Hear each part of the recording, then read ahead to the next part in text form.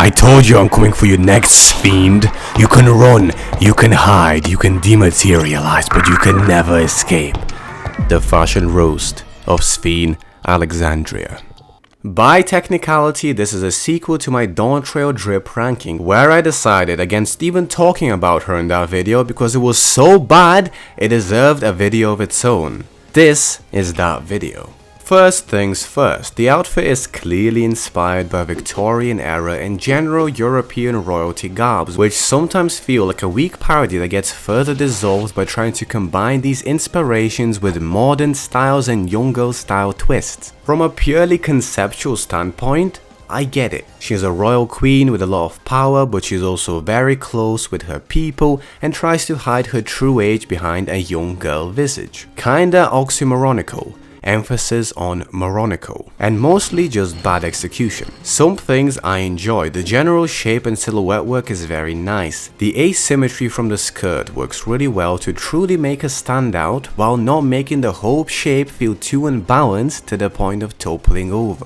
Another major theme showcased in the outfit is the rosé, which is something I'll start needing quite soon if I have to keep looking at this piece of shit. She reinforces this rose theme using the petals emerging from the bodice onto the skirt, the rosebud shaped gloves, and the rose patterning on the bodice itself. The petals don't look particularly nice as they form awkward shapes and too many shapes, so when combined with the patterning which feels very randomly placed and without much thought behind it, and the trimmings which are made up of lines, circles and triangles, you just end up doing way too much. Busyness isn't inherently a bad thing, but it can easily become awful when you don't synergize and try to complement the different elements in a cohesive way. Basically, it feels like random shit was placed at random points for the simple sake of having more shit, and so it does not look good. The bodice patterning on the other hand looks very nice and I really like the placement, but in the context of all the busyness around it, it takes away a lot from it, which means it does not reach its full potential. And this is kinda the problem with the whole outfit. You're trying to fit way too many elements so that even the few good parts just get overshadowed by the golden shower before you. The rosebud shaped puffs on the end of her gloves are very reminiscent to sleeve puffs of the Victorian era, except putting them on the ends of her gloves rather than on her shoulders where they usually would be creates a similar visual effect as the shoulder puffs while having the option to leave the décolletage area open style. Having shoulders out is a great way to make yourself look younger and more fun,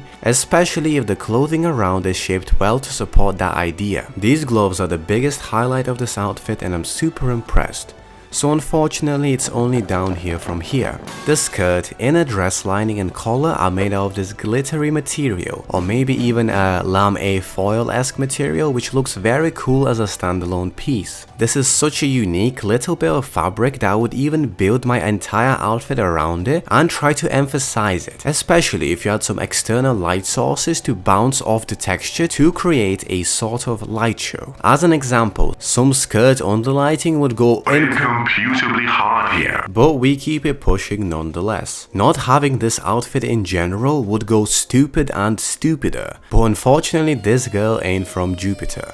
Now, in the context of the dress itself, it looks a bit silly and stands out too much. And we kinda have too many themes going on here, right? We have royalty, we have flowers, we have crystals, while Alexandria's whole thing is gems. Sphene?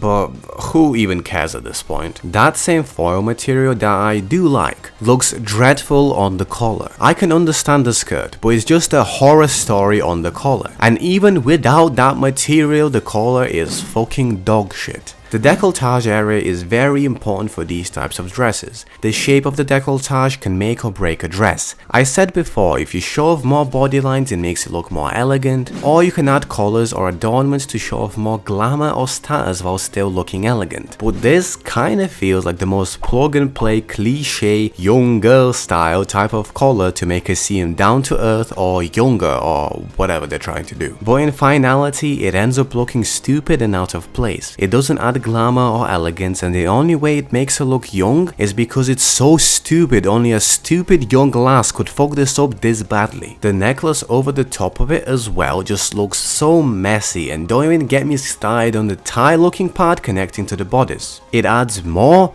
useless busyness, it's very blocky and it takes away from the elegance even further, and low-key looks very uncomfortable to wear too. My final comment about the dress itself, I promise. The random blue key adornment sticks out like a haystack in a needle factory and doesn't do anything positive for the outfit, and the random splash of purple doesn't do this color scheme any major favors either. I understand that this is the key and she has to keep it on her person at all times, but put it in your pocket, girl, I swear, like, come on.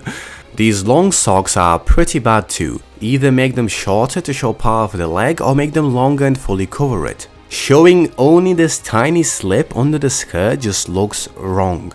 It's just a very awkward, weird little shape and amount, so it just feels like it doesn't belong there. I don't get the purpose behind it, but to give her credit, I don't see much purpose behind most of this, so it's pretty on brand. The shoes are fine, I guess. And now, on to my favorite topic in Dawn Trail drip discussions. I present to you the color wheel. Only interesting thing here is that the color of the outer skirt layer and the inner lining are contrasting colors, which is cool, but that's me averaging out the colors of the inner layer. It's a lot more of a color kaleidoscope, so it kinda defeats the whole point of the contrast. Take a nice gander. We are almost dipping into all 4 quadrants, which isn't necessarily a bad thing, but it becomes quite hard to execute effectively, especially when the colors are kind of all over the place. Nothing looks cohesive or like it was done with any sort of intent behind it, and you can see the lack of intention clearly from the plot.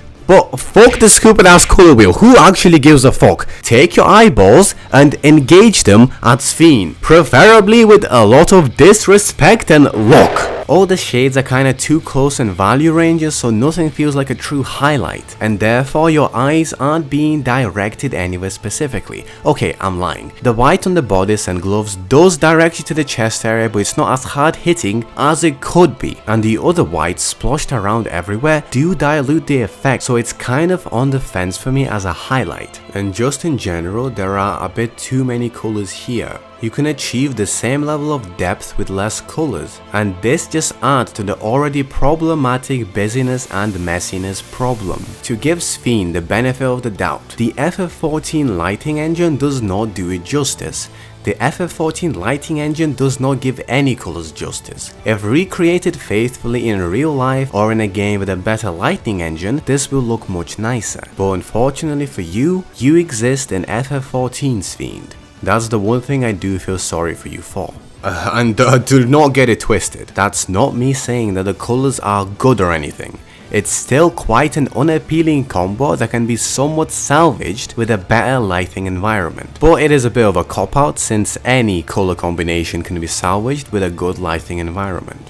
And with my episodic Dawn Trail color rant over, so is this video. Fuck you Sphene, fuck your fit, fuck your country, fuck your people, and fuck your stupid ass infinity hair. The only infinity thing here is the points you received in the shit drip competition. Subscribe if you hate Sphene, like if you love Sphene, and comment if you wanna start an argument about Dawn Trail fucking story, because whenever you mention Dawn Trail, some fuck ass always starts story discussions like a dumbass. Fuck you.